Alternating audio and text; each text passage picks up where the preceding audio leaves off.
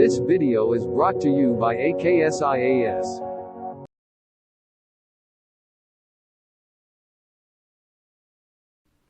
Hello everyone, welcome to AKSIAS Current Affairs class, May 20, 2020. ఈరోజు హిందూలో ఇచ్చిన ఒక ఆర్టికల్ గురించి డిస్కస్ చేస్తున్నాను. EPF rates cut to benefit employers. మీ అందరికి తెలిసే ఉంటుంది, RBI at the same time government of India common మ్యాన్కి ఫిజికల్ స్టిమ్యులస్ ప్యాకేజ్ అని పెట్టింది. Physical stimulus package. ఆర్బీఐ ఇచ్చేది జనరల్గా లిక్విడిటీ ప్యాకేజ్ ఉంటుంది, గవర్నమెంట్ ఇచ్చేది పాలసీ పరంగా చేస్తే దాన్ని మానిటరీ ప్యాకేజ్ అంటాం, లేదా కరెన్సీ రూపంలో కానీ లేదా ప్రజల దగ్గర డబ్బులు ఎక్కువ ఉండాలని కానీ చేస్తే దాన్ని ఫిజికల్ స్టిమ్యులస్ ప్యాకేజ్ అని కూడా అంటాం. కానీ గవర్నమెంట్ ఇచ్చే ఫిజికల్ స్టిమ్యులస్ ప్యాకేజ్ కూడా లిక్విడిటీ ప్యాకేజ్ తరహాలోనే ఉంది అని చెప్పేసి అందరూ అపోజ్ చేస్తున్నారు. అందులో అపోజ్ చేసే విధంగా ఉన్న ఇంకొక ఆర్టికలే ఇదన్నమాట. మీకు లాస్ట్ క్లాస్లో ఆల్రెడీ ఇది ఎందుకు లిక్విడిటీ ప్యాకేజ్గా అంటున్నారు అని చెప్పేసి ఒక 2 to 3 minutes ఒక ఎడిటోరియల్ ఎక్స్ప్లెయిన్ చేశాను. సో ఇక్కడ చూడండి, EPF rates, employment provident fund. జనరల్గా ఈపీఎఫ్ అనేది మనకు 2 typesలో ఉంటుంది. ఒకటి, మీకై మీరు ఒక పర్సన్ గవర్నమెంట్కి certain amount of 50% of money, the same time me employer ఎవరైతే ఉన్నారో వాళ్ళు ఒక 50% ఆఫ్ మనీ మీ పిఎఫ్ అకౌంట్లో వేస్తారు. అది మీ ఎందుకు తెలిసే ఉంటుంది.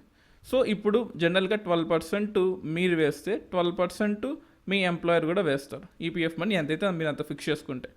ఇప్పుడు ఏమొచ్చిందంటే ఈ 12%ని 10%కి మారుస్తున్నాము అని చెప్పేసి ఇక్కడ చెప్పారు. 2% cut in the EPF contribution rate on Monday.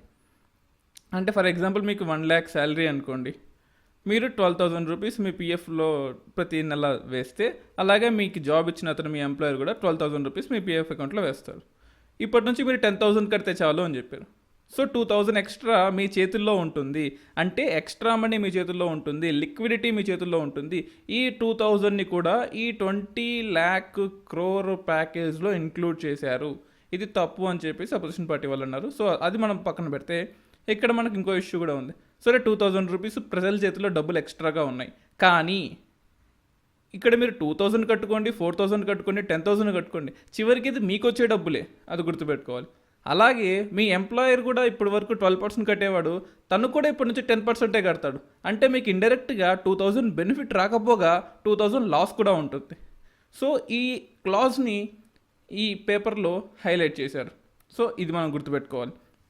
EPF rate తగ్గించినంత మాత్రాన మీకు మానిటరీగా గెయిన్ రాదు, ఫిజికల్గా లేదా లిక్విడిటీగా టెంపరీ స్టిమ్యులస్ మాత్రమే ఉంటుంది తప్ప లాంగ్ టర్మ్లో అది మళ్ళీ లాస్గానే ఉంటుంది అని చెప్పేసి కొంచెం ఈ ఆర్టికల్లో ఇన్సిస్ట్ చేశారు. అది గుర్తుపెట్టుకోవాలి. So my name is Dinesh DVD. నేను యూపీఎస్సీ కోసం ఒక రేడియో స్టార్ట్ చేశానండి. ఏబిపిఎస్సీ, టీఎస్పీఎస్సీ కూడా డిస్కస్ చేస్తుంటాను. ఇట్ ఈస్ కంప్లీట్లీ ఫ్రీ, ఎవరైనా వినొచ్చు. మీరు వినాలంటే ప్లేస్టోర్లో గూగుల్ పాడ్కాస్ట్ యాప్ డౌన్లోడ్ చేసుకోండి. యాపిల్ ఫోన్ ఉంటే యాపిల్ పాడ్కాస్ట్ యాప్ని, లేదా మ్యూజిక్తో పాటు వినాలి అనుకుంటే మ్యూజిక్, సినిమా మూవీస్తో పాటు వినాలనుకుంటే స్పాటిఫై మ్యూజిక్ని డౌన్లోడ్ చేసుకొని యూపీఎస్సీ రేడియో టైప్ చేయండి. మీకు సీజన్ 1 అండ్ సీజన్ 2 వస్తాయి. సీజన్ 1లో కరెంట్ అఫైర్స్ అయిపోయాయి. సీజన్ 2లో current affairs plus policy analysis, current affairs కూడా స్టార్ట్ చేసాము. ప్రస్తుతం ఎపిసోడ్ 11 నడుస్తూ ఉంది. అందులో కోవిడ్ బడ్జెట్ 2020 గురించి చెప్పాను. మీరు ఏదైనా వర్క్ చేస్తూ మీ ప్రిపరేషన్ని కూడా కొనసాగించవచ్చు యూపీఎస్సీ రేడియో ద్వారా. కార్మికులకు ఇది కష్టకాలం. మీ అందరికీ 18th, 16th at the same time 12thలో కూడా 3 ఆర్టికల్స్ రూపంలో మీకు కార్మికులకి ఎలా కష్టం ఉంటుందని చెప్పాను. సో దానికి ఎక్స్టెన్షన్గా ఈరోజు కూడా ఒక ఆర్టికల్ ఇచ్చారు. ఇక్కడ మనం గుర్తుపెట్టుకోవాల్సింది, కార్మికులకి ఇది కష్టకాలం. మనకు 2 types. మనకు మైగ్రెంట్ లేబర్స్ ద్వారా కార్మికులు ఉంటారు.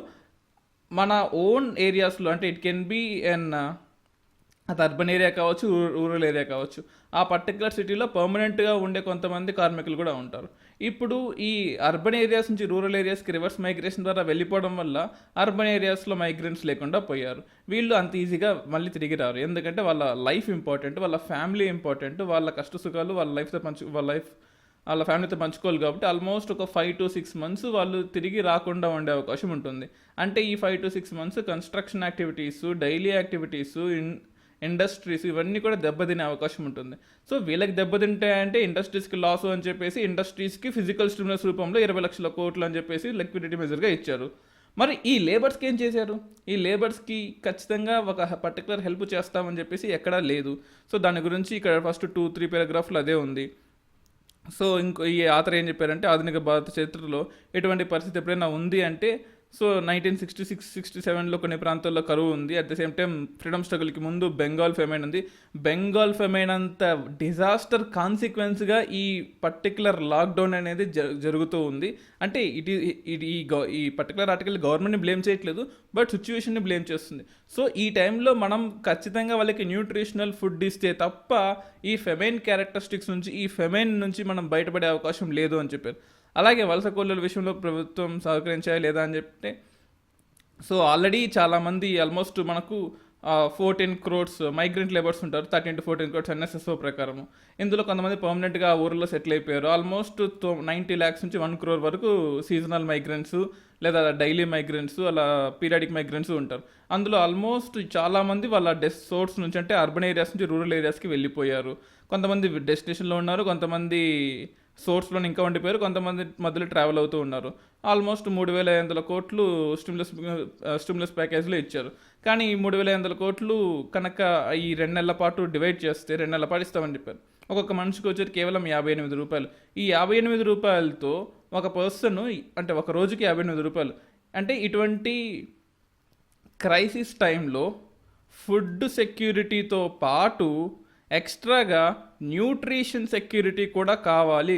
ఫుడ్ సెక్యూరిటీ నార్మల్ టైమ్స్లో సరిపోద్ది, ఈ టైంలో food security plus nutrition security కావాలి. సో న్యూట్రిషన్ సెక్యూరిటీ కావాలంటే ఈ 3,500 కోట్లతో పాటు ఇంకొక 10,000 కోట్లు కేవలం మైగ్రెంట్ లేబర్స్కి ఇచ్చినా సరే అది తక్కువే. అలా చూడండి, భారతదేశం తీవ్రమైన పౌష్టికార సమస్య ఎదుర్కోబోతుందంటే అవును అని చెప్పాడు. సో ఎందుకు ఫుడ్ సెక్యూరిటీ సరిపోదు, న్యూట్రిషన్ సెక్యూరిటీ కూడా కావాలి. మీరు కేవలం 2,000 కిలో క్యాలరీస్, 2,500 కిలో క్యాలరీస్ మాత్రమే చూస్తున్నారు తప్ప ప్రోటీన్ కంటెంట్ ఎంత ఇస్తున్నారు, ఫ్యాట్ కంటెంట్ ఎంత ఇస్తున్నారు అది చూడట్లేదు. అది చూస్తే తప్ప మనము ఆ ఫెమైన్ లాంటి కండిషన్స్ నుంచి బయటికి రాలేము అని చెప్పేసి ఈ ఆర్టికల్లో ఇన్సిస్ట్ చేశారు. ఇంకొక ఆర్టికల్ మీకు 12th May ఒక ఆర్టికల్ చెప్పాను మీకు. మనకు ఆఫ్ఘనిస్తాన్లో USA ఫోర్సెస్ వెళ్ళిపోవాలని ట్రై చేస్తున్నాయి. కొంతమంది చాలా బెటాలియన్స్ వెళ్ళిపోయారు, కొంతమంది ఉన్నారు. ఒక గ్యాప్ ఏర్పడుతుంది. ఆ గ్యాప్ ఇప్పుడు ఆ బర్డెన్ ఇండియా మీద పడుతుంది. ఇండియా కనుక ఆ గ్యాప్ని ఫిలప్ చేయకపోతే ఆఫ్ఘనిస్తాన్లో ఉండే వాళ్ళు ఇండియా మీదకి అటాక్ చేసే అవకాశం ఉంది అని చెప్పేసి చాలా వదంతులు, ఆఖరికి సాక్షాత్తు USA ప్రెసిడెంటే చెప్పాడు ఈ మాట, India should fill the gap, India should fill the gap అని. మనం కూడా చాలా భయపడ్డాం. ఓకే, అమెరికా వాళ్ళు వెళ్ళిపోతే ఈ ఆఫ్ఘన్లో తాలిబన్స్ ఇండియాని అటాక్ చేస్తారేమో, ఆల్రెడీ మనం పాకిస్తాన్ లాంటి ఒక ప్రాబ్లంతో ఫేస్ చేస్తూ ఉన్నాము, మన రిసోర్సెస్ చాలా వేస్ట్ అవుతున్నాయి, రైట్ సైడ్ చైనా ఉంది, లెఫ్ట్ సైడ్ పాకిస్తాన్ ఉంది అనుకుంటూ ఉన్న టైంలో మనకు ఒక గుడ్ న్యూస్ లాంటిది అనమాట, మనకు ఒక రిలీఫ్ లాంటిది. Taliban says Kashmir India's internal affair cannot support Pakistan. ఇక్కడ 2 విషయాలు మనం గుర్తుపెట్టుకోవాలి. ఒకటి, తాలిబన్ స్పోక్స్ పర్సన్ ఇంకా చెప్పాలంటే సుహిల్ షాహీన్ ఒక ట్విట్టర్లో ఒక ట్వీట్ చేశాడు. ఉర్దూలో ఉంది ఆఫ్ కోర్స్, దాన్ని మన పేపర్స్లో ట్రాన్స్క్రైబ్ చేశారు. సో తను ఏం చెప్పాడంటే, పాకిస్తాను అనవసరంగా ఇండియా విషయాల్లో తలదూరుస్తుంది ఫస్ట్ థింగ్. అలాగే సెకండ్ థింగ్, ఆఫ్ఘనిస్తాను ఇండియాకి సంబంధించినంత వరకు ఈ కాశ్మీర్ అనేది ఇండియా ఎఫైర్, దీనిలో ఆఫ్ఘనిస్తాన్కి ఏ సంబంధం లేదు అని చెప్పింది. అంటే ఫ్యూచర్లో మనకు ఆఫ్ఘనిస్తాన్ నుంచి ప్రాబ్లం రాకపోవచ్చు అని ఇండైరెక్ట్గా ఈ ఆర్టికల్లో ఉంది. ఇక్కడ చూడొచ్చు, ఇండియన్ ఎక్స్ప్రెస్లో ఉంది. So the Taliban on Monday in a tweet clarified that it does not support Pakistan holy war against India and Kashmir was India's internal matter. ఇది చాలా చాలా చాలా గుడ్ న్యూస్ అండి ఇండియాకి. ప్రస్తుతం మనకు పెద్ద రిలీఫ్ వచ్చినట్టే. ఎందుకంటే చూడండి, మనం పాకిస్తాన్ నుంచి వచ్చిన టెర్రరిజంని చాలా ఎక్కువని ఫీల్ అయిపోతున్నాం, కానీ తాలిబాన్ నుంచి వచ్చిన టెర్రరిజంని అమెరికానే తట్టుకోలేకపోయింది. ఇండియా తట్టుకుంటుందా అనే డౌట్ ప్రతి ఒక్కరికి ఉంది, ఒక భయం, చెప్పలేని భయం లోపల ఉంది. దాన్ని మొత్తాన్ని ఈ ఆర్టికల్ పటాపంచలు చేస్తుంది. తను ఇచ్చిన ఒక చిన్న స్పోక్స్ పర్సన్ ట్వీట్ మొత్తం ఇండియాకి ఒక పెద్ద రిలీఫ్గా ఉంది. అఫ్ కోర్స్ వాళ్ళు మనల్ని అటాక్ చేసి మనం వాళ్ళు కౌంటర్ అటాక్ చేస్తాం, కానీ అసలు ఆ అటాకే మేము చెయ్యము అని డైరెక్ట్గా చెప్పేశారు.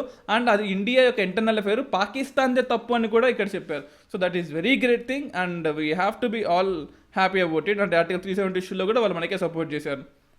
ఎందుకంటే అఫ్కోర్స్ మనం ఆఫ్ఘనిస్తాన్కి, ఇండియా ఆఫ్ఘనిస్తాన్ ఫ్రెండ్షిప్ డ్యామ్ కట్టాము, పార్లమెంట్ భవన్ కట్టాము, అట్ ద సేమ్ టైం వాళ్ళకి కావాల్సిన లైబ్రరీస్ కట్టాము, బుక్స్ ఇచ్చాము, వీట్ సప్లై చేసాము, ఇన్ని చేసాము కాబట్టి వాళ్ళకి సాఫ్ట్ కార్నర్ ఉంది మన మీద.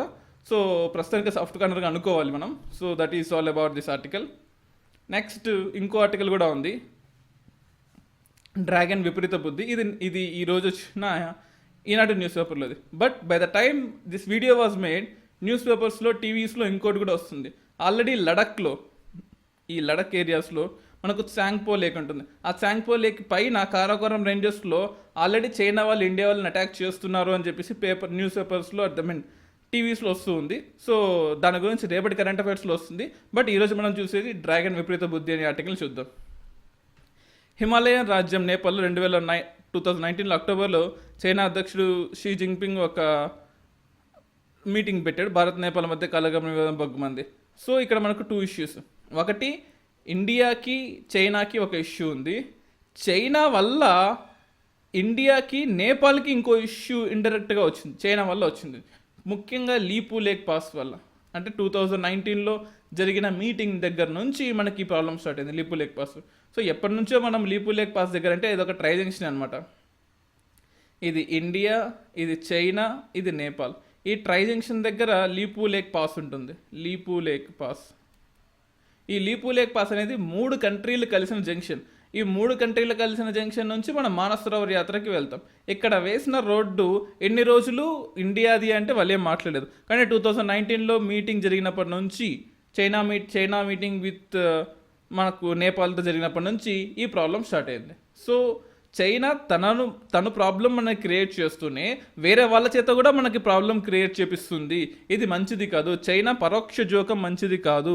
సో ఇది చాలా చాలా ఇంపార్టెంట్. ఇక్కడ ఉంది చూడండి, 35 చదరపు కిలోమీటర్ల వైశాల్యం ఉన్న నిర్మానుషమైన కాలపాని ప్రాంతంలో 3,800 మీటర్ల ఎత్తు నుంచి 6,000 మీటర్ల ఎత్తుగా పై ఉన్న పర్వతాలు ఉన్నాయి. సో ఈ కారాకోరం రేంజెస్కి ఈస్ట్ సైడ్ అనమాట, to the east of Karakoram ranges. ఈ కారాకోరం రేంజెస్కి ఈస్ట్లో ఉంటుంది అనమాట లీపు లేక్ పాస్ అంతా కూడా. సో ఇందులో చైనాకు అతి ముఖ్యమైన బురాంగ్ పాస్ సైనిక స్థావరం కూడా ఉంది. అసలు ఇదంతా ఎందుకు చేస్తుందంటే ఇక్కడ చూపిస్తుంది చూడండి, ఇది జమ్మూ కాశ్మీర్.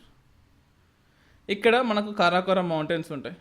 కారాకోరం మౌంటైన్స్ పై నుంచి మనకు ఒక China Pakistan economic corridor, CPEC అని చెప్పేసి, చైనా పాకిస్తాన్ గుండా, అంటే చైనాకి మనకు ఇండియన్ ఓషన్కి రూట్ లేదు కాబట్టి ఇక్కడ నుంచి టిబెట్ నుంచి ఇండియాలో ఉన్న మనకు Pak occupied Kashmir, China occupied కాశ్మీరుని ఆక్యుపై చేసుకుంటూ పాకిస్తాన్లోకి, అక్కడ నుంచి కరాచీ, అక్కడ నుంచి హైదరాబాదు, అక్కడికి నుంచి అంటే పాకిస్తాన్ హైదరాబాద్ నుంచి అరేబియన్ సీకి ఒక ఓపెనింగ్, ఒక రోడ్ లాగా వేసుకుందామని చెప్పేసి చైనా పాకిస్తాన్లో కలిసి ఎకనామిక్ కారిడార్ని నిర్మించాయి.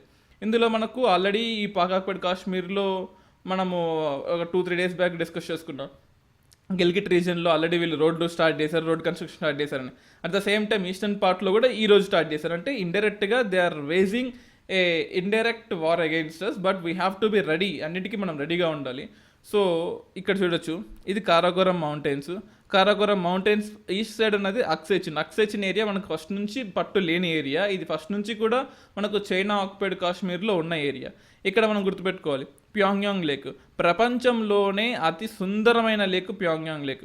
మనం అందరము ప్యారిస్, సింగపూర్ కోసం వెళ్తుంటాం, అక్కడ బాగుంటుంది చూడడానికి అని చెప్పేసి, లేదా అక్కడ మూవీ షూటింగ్ల కోసం. కానీ ప్రపంచంలోనే one of the best lake Pangong lake. మీకు గుర్తుండే ఉంటుంది, 3 Idiots క్లైమాక్స్ సీన్ కూడా ఇక్కడే షూట్ చేశారు ప్యాంగ్యాంగ్ లేక్ దగ్గర. సో అంత సుందరమైన లేక్ ప్రస్తుతం 3/4 పార్ట్ మొత్తం చైనా కంట్రోల్లో ఉంది. ఎంట్రన్స్ మాత్రం ఇండియా కంట్రోల్లో ఉంది. వాళ్ళ సైడ్ నుంచి కొండల నుంచి రావాలి, ఆ ఎంట్రన్స్ వేరుగా ఉంది. సో ఇక్కడ చూడొచ్చు మీరు 2 లైన్స్గా ఉన్నాయి. అంటే ఇది గాల్వన్ అనే ఏరియాని, అంటే ఇక్కడ ఒక చిన్న రివర్ ఉంటుంది, గాల్వన్ అనే రివర్ ఉంటుంది, అది ఇండస్ రివర్కి సబ్ ట్రిబ్యూటరీ అనమాట. సో ఈ గాల్వన్ అనే రివర్ పక్కనే గల్వాల్ అనే ఏరియా, కారాకోరం నుంచి వచ్చే వర్షం మొత్తం కూడా మనకి ఈ రివర్ రూపంలో వస్తుంది. ఈ ఏరియా అంతా కూడా చైనా కంట్రోల్లో ఉంది. ఇప్పుడు ఏం చేశారు, ఇక్కడ వాళ్ళు సపరేట్గా బంకర్స్ పెట్టుకొని ఇక్కడ నుంచి లోపలికి రావాలని ట్రై చేస్తున్నారు. వన్స్ వాళ్ళు కనుక ఈ 1 రోడ్ని కనుక 1B రోడ్డు 1C రోడ్ని కనుక ఆక్యుపై చేస్తే మనం ప్యాంగ్యాంగ్లోకి వెళ్ళలేము. ఇక్కడే పక్కన లే ఉంటుంది, లే క్యాపిటల్ సిటీ, లడఖ్ యొక్క క్యాపిటల్ లే ఉంటుంది. లే సిటీని ఆక్యుపై చేస్తారు. At the same time once లే సిటీని ఆక్యుపై చేస్తే కంప్లీట్ ఈ ఏరియా మీద మనం కోల్పోయే అవకాశం ఉంటుంది. వాళ్ళు ఈజీగా ఈ సిపిఈసి రోడ్డుని యాక్సెస్ చేయగలరు. సో ఖచ్చితంగా ఎంత కష్టమైనా సరే మనం ఈ గల్వాన్ని వదులుకోకూడదు. అట్ ద సేమ్ టైం పక్కనే మనకు సియాచిన్ గ్లేషియర్ ఉంటుంది. ఇది కనుక మనం కోల్పోతే సియాచిన్ గ్లేషియర్ని కూడా కోల్పోతాం. వన్స్ సియాచిన్ గ్లేషియర్ కోల్పోతే ఈ రోడ్డుని ఈజీగా వేసుకోగలరు. వన్స్ ఈ రోడ్డు వేసేస్తే northern part of Jammu Kashmir మొత్తం మన కంట్రోల్ నుంచి లేకుండా పోతుంది. Of course Ladakh and combine Jammu Kashmir. So ఇది ఎట్లయినా సరే అంటే నెక్స్ట్ కమింగ్ 2-3 డేస్లో దీని మీద ఇంప్రూవ్మెంట్స్ జరుగుతాయి, మనకి ఇంకా ఏం జరిగింది అని చెప్పేసి. సో ఇక్కడ ఈ ఆర్టికల్స్ మనం గుర్తుపెట్టుకోవాలి. సో ఇక్కడ నిన్నే స్టార్ట్ అయింది, బట్ ఈరోజు ఇంకా టీవీలో చెప్పడం అంటే ఈ Ladakh at the same time ఉత్తర సిక్కిం అంటే ఒక ఆల్మోస్ట్ ఒక 10 days బ్యాక్ ఈస్టర్న్ సిక్కింలో ఇలాగే జరిగింది. ఇప్పుడు మళ్ళీ ఇంకో 10 days తర్వాత ఈ ఈస్టర్న్ పార్ట్ ఆఫ్ జమ్మూ కాశ్మీర్లో కూడా ఇలాగే జరిగింది. సో ఇది ఎంతవరకు పోతుంది అని చెప్పేసి మనం ఆలోచించాలి. అఫ్ కోర్స్ మనకు ఇక్కడ ఇవ్వలేదు, బట్ సుకోయ్ ఎయిర్ ఫోర్స్ని మనం కూడా డిప్లాయ్ చేసామంట. వాళ్ళ హెలికాప్టర్లు మీద వాళ్ళకి గస్తీ చేస్తే మనం సుకోయ్ ఎయిర్ క్రాఫ్ట్ని గస్తీకి దింపి చుట్టుపక్కల ఏరియాస్ అన్నిటిని కూడా మనం సర్వే చేస్తున్నాము. సో ఇది ఇంపార్టెంట్ మనకు. అలాగే ఇంకో దానికి ఎక్స్టెన్షన్ ఆర్టికల్ ఈనాడులో కూడా ఇచ్చారు. లీపు లేక్ కాలాపానీలు మావే అని చెప్పేసి నేపాల్ ఉంటుంది. భారత్ నుంచి వాటిని స్వాధీనం చేసుకుంటామని చెప్పేసి నేపాల్ ప్రధాని కూడా అన్నాడు. కొత్త పటానికి ఆమోదం అంటే ఇంటర్నేషనల్ ఆర్గనైజేషన్ చెప్పాడు. సో ఈ లీపు లేక్ పాస్ అంతా కూడా మాది. ఈ లీపు లేక్ పాస్ని మా నేపాల్ మ్యాప్లో ఇంక్లూడ్ చేసి అంటే యూపీ మనకు ఉత్తరాఖండ్ దగ్గర ఉన్న ఏరియాస్ అన్నిటి కూడా నేపాల్లోకి ఇచ్చేయాలని చెప్పేసి కొత్త పట్టబడుతున్నారు. సో ఇన్ని రోజులు బాగానే ఉన్నారు. వన్స్ 2019లో మీటింగ్ జరిగినప్పటి నుంచి they have changed their stands towards China. ఇది మనం గుర్తుపెట్టుకోవాలి. So we are not playing a big brother role, but మనం ఎక్కడ కంట్రోల్ చేయాలి, ఎక్కడ తగ్గాలి, ఎక్కడ నెగ్గాలి అవన్నీ ఇండియాకి బాగా తెలుసు. India will take care of all these things. So Bharat Nepal మధ్య వివాదస్తమైన ప్రాంతాన్ని లీపు లేక్ కాలాపానీ లింపియా ఈ పాసెస్ అన్ని కూడా నేపాల్కి చెందినవి అని ఆ దేశ ప్రధానమంత్రి కేపీ శర్మ ఓలీ అన్నాడు. సో ఇది ఇప్పటి నుంచి కాదు, మనకు బ్రిటిష్ అప్పటి నుంచి వాళ్ళు వచ్చారు, రూల్ చేశారు, సరిగా డివైడ్ చేయకుండా మీరే కొట్టుకొని చావండి అన్నట్టు వదిలేసి వెళ్ళిపోయారు. అప్పటి నుంచి ఈ ప్రాబ్లం స్టార్ట్ అయింది మనకు. సో అది గుర్తుపెట్టుకోవాలి. అలాగే నెక్స్ట్ తప్పులు సరిదిద్దుకోవాల్సిందే. ఈనాడులో వచ్చిన ఒక ఆర్టికల్ మీకు గుర్తుండే ఉంటుంది. ఆల్మోస్ట్ May 12th నేను ఒక ఆర్టికల్ చెప్పాను. మనకు ఆల్మోస్ట్ 60 to 70 days లాక్డౌన్ ఉండబోతుంది, అంటే ఎక్స్టెండ్ అవబోతుంది కాబట్టి ఇంకా. సో అందువల్ల ఇండస్ట్రీస్లో డిజాస్టర్స్ జరిగే అవకాశం ఉంటుంది. ఎందుకంటే 60 నుంచి 70 రోజులు కెమికల్ రియాక్షన్స్ జరిగిన ట్యాంకులు, అంటే ఒక ట్యాంకులో మనం కెమికల్స్ని దాచిపెడతాము. ఆ కెమికల్కి ఏదో ఒక రియాక్షన్ రూపంలో దానికి గ్యాసెస్ ఎమిట్ చేస్తూ ఉంటుంది. ఆ గ్యాసెస్ని ఎప్పటికప్పుడు కంట్రోల్ చేస్తూ ఉండాలి. కంట్రోల్ చేయకపోతే అది ఎక్కడో చోట బ్లాస్ట్ అయ్యే అవకాశం ఉంటుంది. అది నేచురల్ ఫినామినా, కెమికల్ యొక్క నేచురల్ ఫినామినా. ఎందుకంటే సర్క్యులేట్ అవుతూనే ఉండాలి. It should not be stored permanently in anything. ఎందుకంటే గ్యాసెస్ అది అంటే రకరకాల సబ్లిమేషన్స్, ఎవాపరేషన్స్, రకరకాల ప్రాసెస్లతో గ్యాసెస్ ఎక్స్ట్రాక్ట్ అవుతూ ఉంటుంది. సో దీన్ని కనుక మనం మానిటర్ చేయకపోతే డిజాస్టర్స్ జరిగే అవకాశం ఉంటుంది. రీసెంట్గా జరిగిన మనకు విశాఖపట్నంలో జరిగిన ఎల్జీ పాలిమర్స్ కానీ, లేకపోతే నైవేలి జరిగిన లిగ్నైట్ కార్పొరేషన్ కానీ, లేదా ఛత్తీస్గఢ్లో జరిగిన పేపర్ మిల్లో కానీ, ఇవన్నీ కూడా దీనికే కారణము. ప్రతి సంవత్సరము కూడా ప్రపంచంలో 2.78 లక్షల మంది, 2.78 లక్షల మంది కార్మికులు చనిపోతుంటే ఇండస్ట్రీ డిజాస్టర్స్ వల్ల ఒక భారతదేశంలోనే ఆల్మోస్ట్ 48,000 మంది మరణిస్తున్నారు. ఇది ఆల్మోస్ట్ చూడండి ఎంత, ఆల్మోస్ట్ ఒక 15 to 20% డెత్ అనేవి ఇండియా నుంచే ఉన్నాయి. అది చాలా బాధ సంబంధించిన విషయం అని చెప్పేసి ఇక్కడ ఇన్సిస్ట్ చేశారు. అలాగే భోపాల్ గ్యాస్ జరిగి 36 years అయింది. దాని తర్వాత మనకు ఇండస్ట్రియల్ కమిటీస్ అని చెప్పేసి, ఎన్విరాన్మెంటల్ ఇంపాక్ట్ అసెస్మెంట్స్ అని చెప్పేసి, నెక్స్ట్ రకరకాల నేషనల్ లాస్, స్టేట్ లాస్లో అంటే మధ్యప్రదేశ్ చేసిన తప్పు ఇదంతా కూడా అని చెప్పేసి నేషనల్ లాస్ తయారు చేశారు. ఇండస్ట్రియల్ పరంగా నేషనల్ లాస్, లేబర్ లాస్ తయారు చేశారు. లేబర్స్ ఈ వరకే పనిచేయాలి, ఈ నైట్ షిఫ్ట్లో పనిచేయకూడదు, వాళ్ళు ఖచ్చితంగా ఎంతమంది ఖచ్చితంగా ఉండాలని. ఇన్ని లేబర్ లాసు, ఇన్ని ఇండస్ట్రియల్ లాసు, ఇన్ని వందల స్టేట్ లేబర్ లాస్ జరిగినప్పటికీ కూడా కర్మాగారాల చట్టం, కాలుష్య నియంత్రిత మండలి, ఎన్విరాన్మెంటల్ ఇంపాక్ట్ అసెస్మెంట్, పర్యావరణ పరిరక్షణ చట్టము, the same time national green tribunal, supreme court రకరకాలు ఉన్నప్పటికీ కూడా ఇంకా యాక్షన్ జరుగుతున్నాయి అంటే ఇది ఖచ్చితంగా మానవ తప్పిదమే. సో ఆల్రెడీ మనం కోవిడ్ లాంటి వాటి మీద మనం భయపడుతూ గడుపుతున్న సమయంలో ఇదొక మనకు అగ్గి మీద గుగ్గిలం లాగా ఎక్స్ట్రా బర్డెన్గా తయారైంది అని చెప్పేసి ఆర్టికల్ ఇన్సిస్ట్ చేస్తుంది. సో ఇక్కడ కొంచెం పొలిటికల్గా ఉంది, దాని జోలికి వెళ్ళదలుచుకోలేదు. ఎందుకంటే నేషనల్ గ్రీన్ ట్రిబ్యునల్ ఇచ్చిన జడ్జిమెంట్ తప్పు అని చెప్పేసి ఎల్జీ పాలిమర్స్ వాళ్ళు కోర్టుకి వెళ్ళారు. మాకు ఆల్రెడీ 7 సపరేట్ బాడీస్ మా మీద ఎంక్వైరీ వేసాయి. మేము ఆల్రెడీ 50 crores వీళ్ళకి డిపాజిట్ చేసాము. అది ఎంతవరకు నిజము, మేము 7 మందికి ఎందుకు ఇవ్వాలి, మేము ఒకరికే ఇస్తాము అంటే రకరకాల ఇష్యూస్ ఉన్నాయి. Of course I don't want go into political things. Supreme court ఏం చెప్పింది, నేషనల్ గ్రీన్ ట్రిబ్యునల్ ఏం చెప్తే అదే అని చెప్పింది. ఎందుకంటే సుప్రీంకోర్టు మనకు సిఆర్పిసి, ఐపీసీ సెక్షన్స్తో గవర్న్ అయితే, నేషనల్ గ్రీన్ ట్రిబ్యునల్ మాత్రం మనకు law of natural justice, law of natural justice ద్వారా గవర్న్ అవుతుంది. ఇది 2019 యూపీఎస్సీ క్వశ్చన్ కూడా. సో సిఆర్పిసి మీద ఐపీసీ మీద డిపెండ్ అవ్వదు నేషనల్ గ్రీన్ ట్రిబ్యునల్ అనేది. సో ఆ పర్టికులర్ జడ్జికి కానీ ఆ కేసు పూర్వపరాధాలు పరిశీలించిన తర్వాత ఏది నిజం అనిపిస్తే ఏది కరెక్ట్ అనిపిస్తే అది ఫాలో అవుతారు తప్ప సిఆర్పిసి ఐపీసీలు ఇచ్చిందని ఫాలో అవ్వాల్సిన రూల్ ఏమీ లేదు అని చెప్పేసి కూడా ఉంటుంది. నెక్స్ట్ ఇంకో ఆర్టికల్ కూడా ఉంది, తినే తిండిపైన విషవాయువు అని చెప్పేసి విషయం అని చెప్పేసి. సో 27 ప్రముఖ పురుగుల మంద కంపెనీలపై వేటు వేశారు రీసెంట్గా. ఎందుకంటే ఇది ఎప్పటి నుంచో జరుగుతుంది, గత 10 to 15 yearsకి జరుగుతూనే ఉంది. ప్రతి సంవత్సరము ఇలా స్ప్రే చేసేటప్పుడు మాస్కులు కట్టుకోకుండా లేకపోతే హ్యాండ్ గ్లౌజెస్ వేసుకోకుండా అలా చేయడం ద్వారా ఫార్మర్స్ కూడా చనిపోతున్నారు, అగ్రికల్చరల్ లేబర్స్ చనిపోతున్నారు, అగ్రికల్చర్ ఫార్మర్స్ చనిపోతున్నారు. ఎందుకంటే దాన్ని ఇన్హేల్ చేసినప్పుడు దానివల్ల చాలా నెగిటివ్ ఇంపాక్ట్స్ ఉంటాయి. మేబీ ఇప్పటికిప్పుడు చనిపోకపోయినా సరే ఫ్యూచర్లో దాని ఇంపార్టెన్సీ కానీ లేకపోతే క్యాన్సర్ వచ్చే అవకాశాలు కానీ చాలా ఉన్నాయి. ఆక్సిఫ్లోరోక్విన్ కానీ లేకపోతే రకరకాల కెమికల్స్ ద్వారా ఇవన్నీ ఉన్నాయి. సో ఇది చాలా తప్పు అంటే కెమికల్స్ని యూజ్ చేయడము తప్పే, అట్ ద సేమ్ టైం ఆ కెమికల్ ఇన్హేల్ చేస్తే long term impacts short term impacts కూడా వస్తాయి. షార్ట్ టర్మ్ ఇంపాక్ట్స్ కేవలం హెడేక్ వరకే వస్తాయి, హెడేక్ నోస్ బ్లీడ్ వరకే ఉంటాయి. కానీ లాంగ్ టర్మ్ ఇంపాక్ట్స్ క్యాన్సర్ వరకు కూడా వెళ్ళే అవకాశం ఉంటుంది. ఇంపార్టెన్స్ మెన్కి అయితే పర్టికులర్ ఇంపార్టెన్స్ వచ్చే అవకాశం ఉంటుందని కూడా అని చెప్పారు అనమాట. సో అత్యంత విషపూరితమైన ఈ పురుగుల మందుపై రైతు విరివిగా పంట చల్లుతున్నారు. దీనివల్ల మందుల ప్యాకెట్లపై ఎరుపు రంగు ప్రమాద సంకేతం ఉంది. అయినప్పటికీ కూడా WHO చేసిన దానికన్నా ఎక్కువ మనకు డిస్ట్రిబ్యూట్ చేస్తున్నాము. ఒకటి గుర్తుపెట్టుకోవాలి, జనరల్గా ఇండియా వాడే పర్ ఎకర్ ఫెర్టిలైజర్ కానీ లేకపోతే పెస్టిసైడ్ చూసుకున్నట్లయితే వరల్డ్ యావరేజ్ కన్నా ఇండియా 1.8 times ఎక్స్ట్రాగా యూజ్ చేస్తుంది, ప్లస్ 1.8 times ఎక్స్ట్రాగా యూజ్ చేస్తుంది. అంటే ఆల్మోస్ట్ బయట దేశాల్లో 100 kgs యూజ్ చేస్తే మన ఇండియాలో మాత్రం 180 kgs యూజ్ చేస్తున్నారు.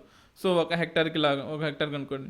సో దీనివల్ల ఆల్మోస్ట్ ప్రపంచం కన్నా ఇండియా ఈ క్యాన్సర్లో కానీ లేకపోతే మిగతా వాటిలో కానీ అడ్వాన్స్డ్లో ఉంది. దీన్ని మనం ఆపాలి, ఎట్లయినా సరే ఆపాలి అని చెప్పేసి ఈ నిషేధిత జాబితా రీసెంట్గా రిలీజ్ చేశారు. ఇప్పుడు ఎందుకు రిలీజ్ చేశారంటే నెక్స్ట్ రాబోయేది June 5th మనకు రెయిన్ఫాల్ వచ్చే అవకాశం ఉంటుంది. నెక్స్ట్ రెయిన్ఫాల్ వస్తుంది అంటే మనకు ఖరీఫ్ క్రాప్ సీజన్ సో చేయడానికి ఆస్కారం ఉంది. సో ఖరీఫ్ క్రాప్ సో చేయాలి అంటే సీడ్స్తో పాటు ఒకప్పుడు పంట పండించాలంటే విత్తనాలు కావాలి, కానీ ఇప్పుడు విత్తనాలతో పాటు ఫెర్టిలైజర్స్ కావాలి, పెస్టిసైడ్ కావాలి. సో ఈ పెస్టిసైడ్లు మీరు కొనొద్దు అని చెప్పేసి ఐసీఆర్ కూడా మనకు రికమెండేషన్స్ ఇచ్చింది, గుర్తుపెట్టుకోవాలి. సో నెక్స్ట్ అంపన్ కల్లోలం మీకు తెలిసే ఉంటుంది, సైక్లోన్. ఇండియాకి మనకు Arabian sea, Indian ocean, bay of Bengal 3 seas ఉంటాయి, ఈ AIB అని. అరేబియన్ సీ కన్నా బే ఆఫ్ బెంగాల్లో సైక్లోన్స్ ఎక్కువ వస్తుంటాయి. అరేబియన్ సీలో ఒక సైక్లోన్ వస్తే బే ఆఫ్ బెంగాల్లో 3 సైక్లోన్స్ వస్తాయి. ఆ రేషియో జనరల్గా 1:3 రూపంలో ఉంటుంది. సో జనరల్గా మనకు విండ్స్ అన్నీ కూడా ఇలా ఈస్ట్కి ఫ్లో అవుతూ ఉంటాయి. ఈస్ట్కి ఫ్లో అవుతున్నప్పుడు సైక్లోన్ అనేది మనకు ఈస్ట్కి మూవ్ అవ్వాలి. కానీ మీకు తెలిసే ఉంటుంది ఓషన్ కరెంట్స్ అని ఉంటాయి, మనకు నార్త్ ఈక్వటోరియల్ కరెంట్ అని ఉంటుంది. ఈ నార్త్ ఈక్వటోరియల్ కరెంట్ ద్వారా ఈ విండ్స్ అన్నీ కూడా ట్రాపికల్ ఏరియాస్ కంటే 0 degrees దగ్గర ఉన్న ట్రాపికల్ ఏరియాస్కి పైన ఆల్మోస్ట్ 10 degrees నుంచి 15 degrees వరకు కూడా మనకు ఈ నార్థన్ ఈక్వటోరియల్ కరెంట్ వెళ్తూ ఉంటుంది. అది లెఫ్ట్కి వెళ్తూ ఉంటుంది, అంటే లెఫ్ట్ కంటే నా ఉద్దేశం వెస్ట్కి వెళ్తూ ఉంటుంది. ఈ వెస్ట్కి వెళ్ళే కరెంట్ చాలా పవర్ఫుల్గా ఉండడం ద్వారా సైక్లోన్స్ అన్నీ కూడా ఇలా ఇండియా మీదకి వచ్చేస్తూ ఉంటాయి. ఇండియా మీదకి వచ్చిన సైక్లోన్స్ మనకు ఈస్టర్లీస్ ప్రభావం వల్ల కొంచెం ఈస్ట్కి మళ్ళీ ఇలా టర్న్ అవుతూ ఉంటాయి. ఎందుకంటే ఇక్కడ మనకు ఫ్రిక్షనల్ ఫోర్స్ ఉంటుంది, ల్యాండ్ మీద సైక్లోన్ ఎక్కువ కాలం బతకదు. మీరు చూడండి, తీరాన్ని దాటిన తర్వాత మాయమైపోతుంది జనరల్గా. ఎందుకంటే అక్కడ ఫ్రిక్షనల్ బిల్డింగ్స్ కానీ కొండలు కానీ, ఇక్కడ మనకి ఈస్టర్న్ ఘాట్స్ కూడా ఉంటాయి. ఈస్టర్న్ ఘాట్స్ని తగిలి బిల్డింగ్లు తగిలి ట్రీసు, ఫారెస్ట్, అర్బన్ ఏరియాస్ లేకపోతే వీటన్నిటి వల్ల ఈ సైక్లోన్ అనేది చనిపోతుంది. సో ఇలా సైక్లోన్ కంట్రీ లోపలికి రాకముందు ఈ కోస్టల్ ఏరియాస్ వాళ్ళకి చాలా నెగిటివ్ ఇంపాక్ట్స్ ఉంటాయి. అలా ఈ టైంలో మనకు వచ్చిన సైక్లోన్ అంపన్ సైక్లోను నేటి పశ్చిమ బెంగాల్లో తీరం దాటే అవకాశం ఉంది. తీరం దాటడం అంటే తీరం దాటిన తర్వాత సైక్లోన్ చనిపోతుందని కాదు. ఎందుకు చనిపోతుంది అంటే it dies because there is friction here. So ఇక్కడ ఉండే ఈస్టర్న్ ఘాట్స్ మౌంటైన్స్, ఇక్కడ ఉండే ల్యాండ్, వీటన్నిటి వల్ల క్లౌడ్స్ అనేది ఈజీగా మూవ్ అవ్వవు కాబట్టి జరుగుతుంది. అలాగే 2 అతిపెద్ద సూపర్ సైక్లోన్గా నిపుణులు గమనించారు. ఓడర్ రేవుల్లో 3వ నెంబర్ ప్రమాద హెచ్చరికలు కూడా జారీ చేశారు. అట్ ద సేమ్ టైం మనకు ఈ కోస్ట్, బెంగాల్ కోస్ట్ ఒకటే కాదు, మనకు ఇనీషియల్ ఇంపాక్ట్ తమిళనాడు కోస్ట్ నుంచి ఆంధ్ర కోస్ట్, గంజం కోస్ట్, మనకు ఉత్కల్ కోస్ట్, గంజం కోస్ట్ అంటే నార్థన్ విజయనగరం, ఇవన్నీ కూడా Utkal Coast, Odisha Coast. At the same time మనకు సుందర్బన్స్ కోస్ట్ కూడా ఇంపాక్ట్ అవుతుంది. సో ఇంకో ఆర్టికల్ కొంచెం కాంట్రవర్సీగా ఉంది, I don't want include that article here. ఈనాడులో ఇచ్చారు. ఒకటి ఏంటంటే మనకు కాకినాడలో ఉండే ఫారెస్ట్ అనేది కూడా క్లియర్ చేసుకుంటూ పోయారు. దానివల్ల అంటే అక్కడ ఉండేది మనకు మ్యాన్గ్రూవ్ ఫారెస్ట్. ఈ మ్యాన్గ్రూవ్ ఫారెస్ట్కి మనకు రూట్స్ ఏవైతే ఉన్నాయో, ఫర్ ఎగ్జాంపుల్ జనరల్గా ఒక ట్రీకి రూట్స్ లోపలికి ఉంటాయి, కానీ మ్యాన్గ్రూవ్ ఫారెస్ట్కి మాత్రం ట్రీకి యొక్క రూట్స్ బయటకు వచ్చేసి సాయిల్ని కాపాడుతూ ఉంటుంది. అంటే మనకు జనరల్గా ఈ కోస్టల్ సిటీస్లో ఎరోషన్ ఎక్కువ ఉంటుంది. ఎరోషన్ ఉండడం వల్ల అంటే erosion can be due to wind కావచ్చు, గాలి వల్ల ఎరోడ్ అయిపోవచ్చు, అంటే మట్టి అంతా ఎగిరిపోవచ్చు, లేదా ఈ హైడ్రాలిక్ ఫోర్స్, సముద్రం యొక్క అలలో ఫోర్స్ చాలా పెద్దగా ఉంటుంది. ఆ ఫోర్స్ వల్ల కూడా సాయిల్ అంతా ఎగిరిపోయి ఇల్లులన్నీ కొట్టుకుపోయే అవకాశం ఉంటుంది. అలా కొట్టుకుపోకుండా నేచర్ దానికి అదే ప్రొటెక్ట్ చేసుకోవడానికి survival of the fittest Charles Darwin theory ప్రకారము మ్యాన్గ్రూవ్ ఫారెస్ట్ జనరల్గా కోస్టల్ సిటీలో గ్రో అవుతుంటుంది. సో ఈ మ్యాన్గ్రూవ్ ఫారెస్ట్ని ప్రస్తుతం ఇక్కడ ఉండే గవర్నమెంట్ దీన్ని క్లియర్ చేద్దాం అనుకుంటుంది. దానివల్ల అంటే క్లియర్ చేయడం మంచిదే చెడ్డదే అని పాలసీ అనాలిసిస్ మనకు అక్కర్లేదు. మనకు కావాల్సింది క్లియర్ చేస్తే ఎటువంటి సైక్లోన్ వన్స్ అపాన్ ఇప్పుడు కాకినాడ సిటీలోకి రావాలంటే ఈ ఫారెస్ట్ని దాటి రావాలి. సో కాకినాడ సిటీ పెద్దగా ఎఫెక్ట్ కాలేదు when compared to Vizag city కానీ, when compared to Utkal coast కానీ వన్స్ ఈ ఫారెస్ట్ తీసేస్తే ఏ సైక్లోన్ వచ్చినా సరే కాకినాడ సిటీ మునిగిపోయే అవకాశం ఉంది. So we should concentrate on the geographical, physical phenomena in this particular thing, but not about political things. ఇక్కడ గుర్తుపెట్టుకోవాలి. Yes you can see here this is eye of the cyclone. Eye అంటే మనకు low pressure ఏరియాని eye అంటాము, లేదా hot spot of a cyclone అంటే అక్కడ లో ప్రెజర్ ఉంటుంది. లో ప్రెజర్కి గాలులన్నీ కూడా లోపలికి వస్తూ ఉంటాయి. అలా వచ్చిన గాలులన్నీ కూడా లో ప్రెజర్ దగ్గర అట్రాక్ట్ అవుతాయి. లో ప్రెషర్ దగ్గర మనకి ఎలా కోరియోలిస్ ఫోర్స్ ఉంటుంది కాబట్టి ఇవన్నీ కూడా మనకి యాంటీ క్లాక్ వైజ్ డైరెక్షన్లో సైక్లోన్ అనేది మూవ్ అవుతూ ఉంటుంది. చూడండి ఇక్కడ మనకు నార్త్ ఈస్ట్ మాన్సూన్స్ ఇంకా అవ్వకముందే అప్పుడే సౌత్ వెస్ట్ మాన్సూన్స్ యొక్క ఇంపాక్ట్, సైక్లోన్స్ ఇంపాక్ట్ స్టార్ట్ అయిపోయి, అది ఇంకా చెప్పాలంటే this is all because of climate change వల్ల ఎంత జరుగుతుంది. So this is one thing. Next this is extension article of this lockdown to help in cyclone relief work. So జనరల్గా cyclone relief వర్క్లో అందరినీ వాళ్ళ సొంత ఊర్లో లేదంటే కోస్టల్ సిటీస్లో ఉండే వాళ్ళని ఎవాక్యువేట్ చేయించి వాళ్ళందరినీ ఒక సేఫ్ ప్లేస్కి తీసుకెళ్ళి, లేకపోతే 1 హెచ్చరికలు 2 హెచ్చరికలు 3 హెచ్చరికలు ఇచ్చి ఆ నేషనల్ డిజాస్టర్ రెస్పాన్స్ ఫోర్స్ వాళ్ళు వచ్చి, లేదా ఎన్ఎండిఏ యాక్ట్ కానీ, లేదా ఎన్డీఆర్ఎఫ్ బృందాలు, ఎస్డీఆర్ఎఫ్ బృందాలు అందరిని ఎవాక్యువేట్ చేపించి ఇళ్ళ నుంచి బయటికి రావద్దని చెప్పేసి ఇవంతా చేసేయడానికి అట్లీస్ట్ 1 to 2 days టైం పడుతుంది. ఈ 1 to 2 daysలోనే మనకు జరగాల్సిన విపత్తులు జరిగిపోతాయి. కానీ ఈ సైక్లోన్ వల్ల అంటే ఈ లాక్డౌన్ వల్ల ఈ సైక్లోన్ కొంచెం ఇంపాక్ట్ తగ్గిపోతుంది. ఎందుకంటే ఎవరు బయటికి రారు, ఆల్రెడీ అలవాటైపోయారు. సో ఇప్పుడు ఎవరు బయటికి రారు, అట్ ద సేమ్ టైం వీళ్ళకి ఎటువంటి బాధ లేదని. చూడండి ఇవన్నీ కూడా మనకు హుగ్లీ బ్రిడ్జ్కి లెఫ్ట్ సైడ్ అంతా కూడా మనకు మ్యాన్గ్రూవ్ ఫారెస్ట్ ఉంటాయండి. ఇది చాలా important.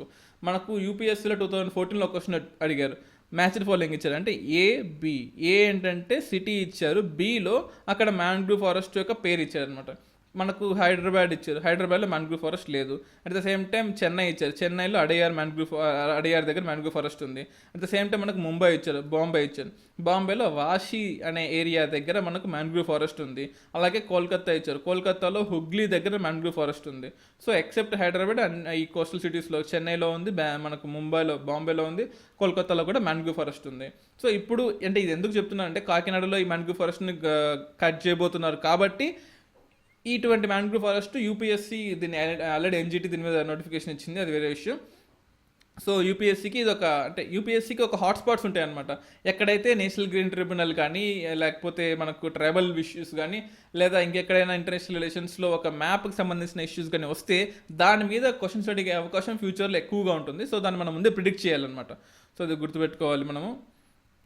At the same time hotter oceans prosper super cyclones అని చెప్పేసి. సో ఇక్కడ after reading all this I will tell you the gist within 2 minutes.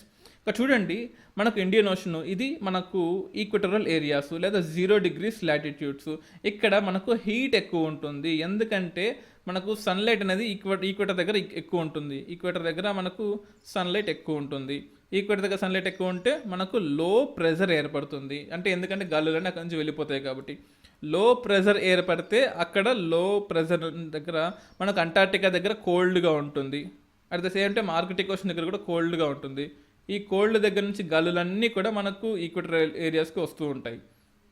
ఈ ప్రాసెస్లో ఈ లో ప్రెజర్ ఏరియాస్లో మనకు సైక్లోన్స్ ఫామ్ అయ్యే అవకాశం ఉంటుంది. లో ప్రెజర్ ఏరియాస్లో దానితో పాటు అరేబియన్ సీ అనేది మచ్ బ్రాడర్ ఓషన్. చూడండి, అరేబియన్ సీ చాలా బ్రాడ్గా ఉంటుంది when compared to Indian ocean. అంటే మనం when compared to our bay of Bengal, Indian ఓషన్లో మనకు అరేబియన్ సీ చాలా broad ocean when compared to Indian ocean. So ఇది ఒక జియోగ్రఫికల్ ఫినామినా, మనం ఏం చేయలేము. ఇక్కడ మనం గుర్తుపెట్టుకోవాల్సింది, ఎక్కడైతే సీ అనేది క్లోజ్ అయి ఉంటుందో అక్కడ హీట్ ఎక్కువ ఉంటుంది, ఎక్కడైతే సీ అనేది ఓపెన్ అయి ఉంటుందో అక్కడ సీ అనేది కోల్డ్గా ఉంటుంది. అంటే కంప్లీట్ 10 degrees టెంపరేచర్ అట్లా 40 degrees టెంపరేచర్ కాదు. జనరల్గా మనకు 27 degrees ఉంటే బే ఆఫ్ బెంగాల్లో మాత్రం 27.3 నుంచి 27.4 ఉంటుంది. At the same time Arabian సీలో 27 కానీ లేకపోతే 26.5 కానీ ఉంటుంది. మీరు అనుకోవచ్చు 0.5 కదా అని. మనకు 0.5 కానీ ఇంత పెద్ద ఓషన్లో 0.5 degrees టెంపరేచర్ అంటే దాని యొక్క ఇంపాక్ట్ ఆల్మోస్ట్ 100 to 200 times ఉంటుంది. అది గుర్తుపెట్టుకోవాలి మనం. సో బే ఆఫ్ బెంగాల్ యొక్క సైజు చిన్నది కాబట్టి, బే ఆఫ్ బెంగాల్ ఒక క్లోజ్డ్ సీ కాబట్టి, బే ఆఫ్ బెంగాల్లో మనకు అంటే ఇక్కడ నుంచి వచ్చే అర్బన్ ఏరియాస్ కానీ లేకపోతే ఇక్కడ నుంచి వచ్చే పొల్యూషన్ అంత ఎక్కువ ఉంటుంది కాబట్టి ఇది క్లోజ్డ్ సీ ఎందుకు అంటున్నామంటే ఇక్కడ అండమాన్ నికోబార్ ఐలాండ్స్ ఉంటాయి, ఇక్కడ మనకు వెస్టర్న్ జావా ఐలాండ్స్ ఉంటాయి, ఇక్కడ మనకు కంప్లీట్గా క్లోజ్ అయిపోయి ఉంటుంది. ఇక్కడ మనకు ఇండియన్ ఓషన్ నుంచి వాటర్ అంత ఈజీగా ఫ్లో అవ్వవు కాబట్టి ఇక్కడ హీట్ ఉంటుంది. అంటే ప్రతి సంవత్సరం అరేబియన్స్లో ఒక సైక్లోన్ వస్తే బే ఆఫ్ బెంగాల్లో 3 సైక్లోన్లు వస్తాయి. సో ఇదన్నమాట దాని యొక్క just hotter oceans process super cyclones. ఈ super cyclones record temperatures in bay of బెంగాల్లో, అది రికార్డ్ టెంపరేచర్స్ ఎందుకు వచ్చింది అంటే మనం చేసిన డిఫారెస్టేషన్, ఇప్పుడు కాకినాడలో జరగబోయే డిఫారెస్టేషన్ లేదా ఇంకెక్కడ జరగబోయే డిఫారెస్టేషన్ కానీ లేకపోతే మనం మైనింగ్ ఏరియాస్ నుంచి రిలీజ్ చేసే ప్రొడ్యూస్ మొత్తం సముద్రంలో కలిసిపోవడము, ఇటువంటి మన కోరల్ లీవ్స్ అన్నిటిని చంపేయడము, కోరల్ లీవ్స్ అన్నిటిని ఎక్స్ట్రాక్ట్ చేసేయడము, లేకపోతే మనము ఈ ట్రాలింగ్ నెట్స్ అని కూడా అంటాం. ఈ హైపర్బోలిక్ షేప్లో ఉంటాయి ట్రాలింగ్ నెట్స్. ఈ ట్రాలింగ్ నెట్స్ని యూజ్ చేయడం అంటే, ట్రాలింగ్ అంటే కింద పడేసి ఈడ్చుకుంటూ వెళ్తారు అనమాట. ఈ ట్రాలింగ్ నెట్స్ని యూజ్ చేయడం ద్వారా రకరకాల కారణాల వల్ల మనకు టెంపరేచర్ పెరుగుతుంది. ఆల్రెడీ బే ఆఫ్ బెంగాల్ చిన్న సీ కాబట్టి టెంపరేచర్ పెరిగింది అనుకోండి, ఇంకా సూపర్ సైక్లోన్స్ వచ్చే అవకాశం ఉంటుంది. ఈ సూపర్ సైక్లోన్ ఒక వార్నింగ్ లాంటిది, ప్రపంచంలో క్లైమేట్ చేంజ్ జరగడానికి ఒక ఇండికేషన్. ఈ సూపర్ సైక్లోన్ ఇప్పుడు వచ్చిన మనకు ఈ అంపన్ కల్లోలం ఏదైతే ఉందో ఇది ప్రపంచానికి ఒక ఇండికేషన్ అని చెప్పేసి ఇక్కడ ఇచ్చాడు, అది గుర్తుపెట్టుకోవాలి మనం. నెక్స్ట్ అలాగే ఫ్లాడ్ stimulus in justice denied. So ఇప్పుడు మనకి ఇచ్చిన 20 లక్షల కోట్లు ప్యాకేజ్ ఏదైతే ఉందో అది ఫ్లాగా ఉంది, అది తప్పుగా ఉంది. ఈ ఫ్లా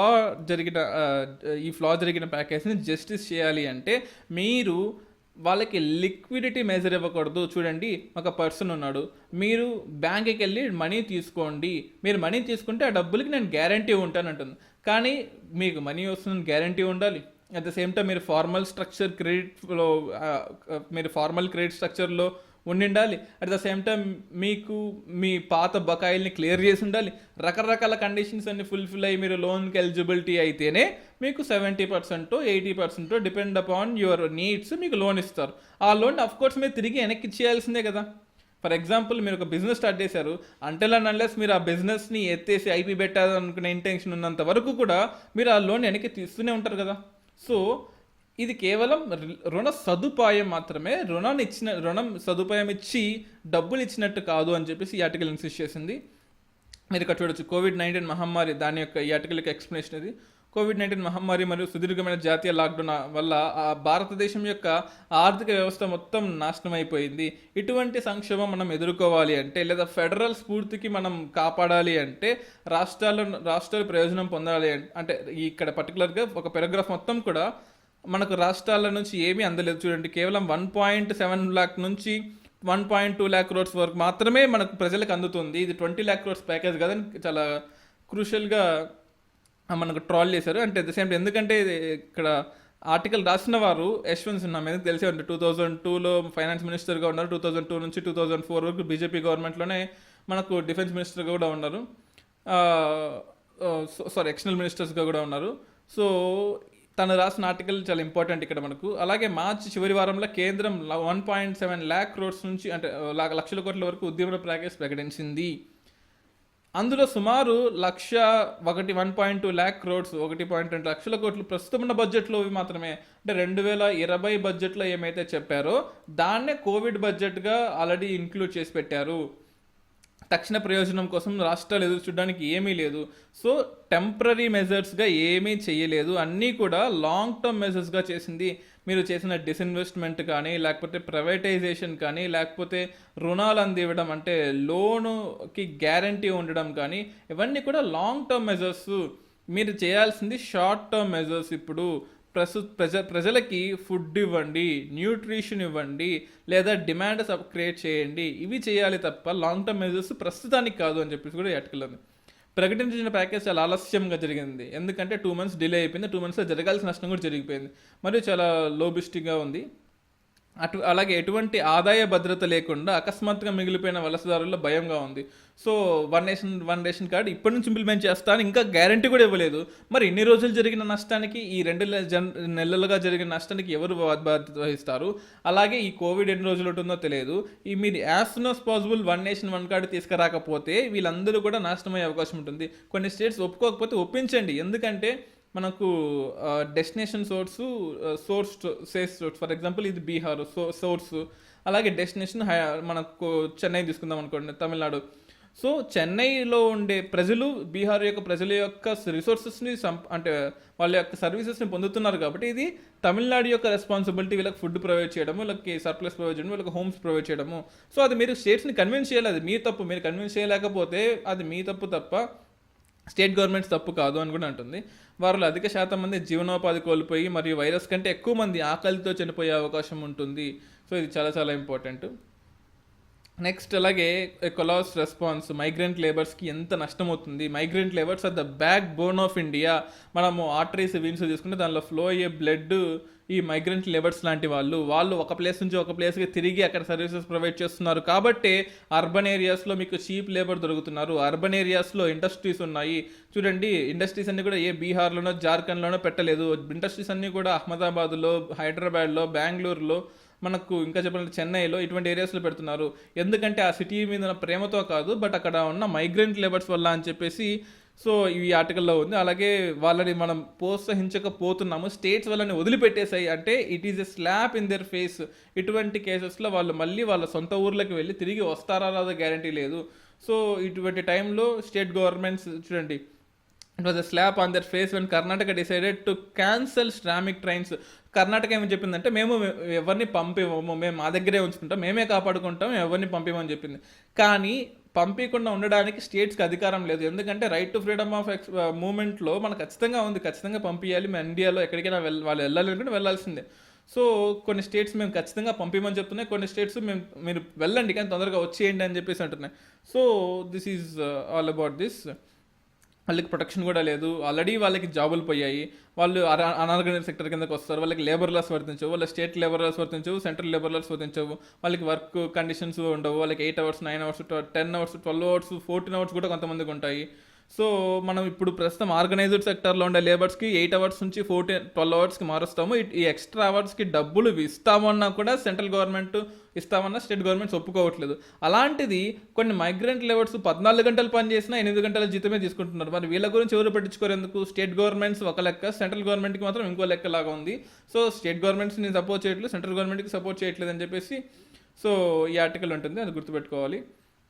at the same time corona virus గురించి ఇంకోటి, 120 countries unite to corner China including India కూడా దీంట్లో ఇంక్లూడ్ అయిపోయి WHOలో జరగబోయే, ఇప్పుడు జెనీవాలో జరగబోయే మీటింగ్కి, అసెంబ్లీకి ఒక ఇండిపెండెంట్ కమిటీ వేసి ఎంక్వైరీ చేయాలి. అంటే మనకు చాలా మూవీస్లో కూడా ఉంది ఇండిపెండెంట్ కమిటీస్ ఎంత యాక్టివ్గా పనిచేస్తాయి అని చెప్పేసి.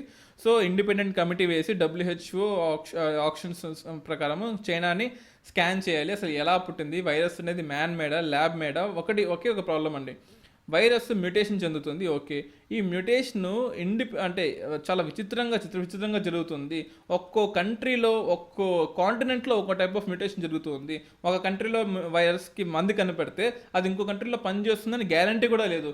ఇటువంటి కండిషన్స్లో అందరం కలిసి సోర్స్ ఎక్కడుందో దాన్ని ఖచ్చితంగా కనుక్కుంటే తప్ప దీనికి ఆన్సర్ దొరకదు అని చెప్పేసి అన్ని కంట్రీస్ యొక్క వాదన. So this is all about current affairs for the day. My name is Dinesh DVD. Thank you for listening and subscribe to AKS IAS.